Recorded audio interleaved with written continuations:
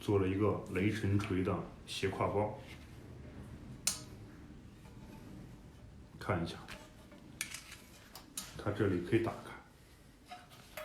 开，里面有个盒子，可以装一些打火机、手机啊、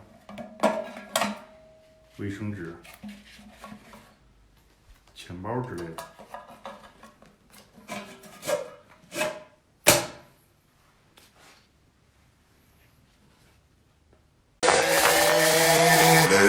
See that? Don't say I was like, what? Baby, we a what? I think I sing it again. She had no second. 雨季马上就要到了，平时我们下雨打伞，尤其是2个人打一把伞的时候，由于雨伞面积的原因，经常会打湿自己的肩膀。现在不会了，我发明了这种可以旋转的雨伞，就是这种，看到了没有？这里有个小按钮。只要你轻轻的一按，它就会快速的转动，通过强大的离心力把雨水甩出去，这样就不会打湿自己的肩膀了。喜欢红心点点，关注一下。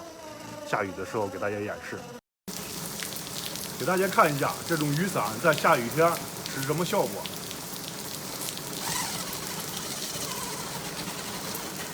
看到了没有？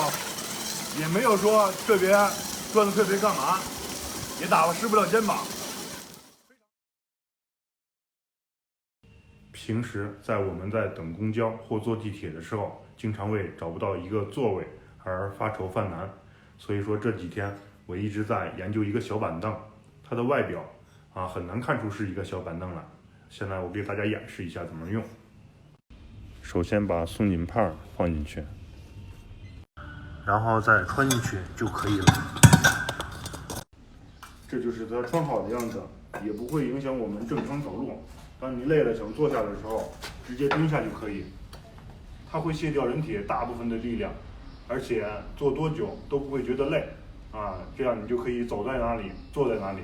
当你想哪个地方坐的时候，甚至都不用起身，看到没有？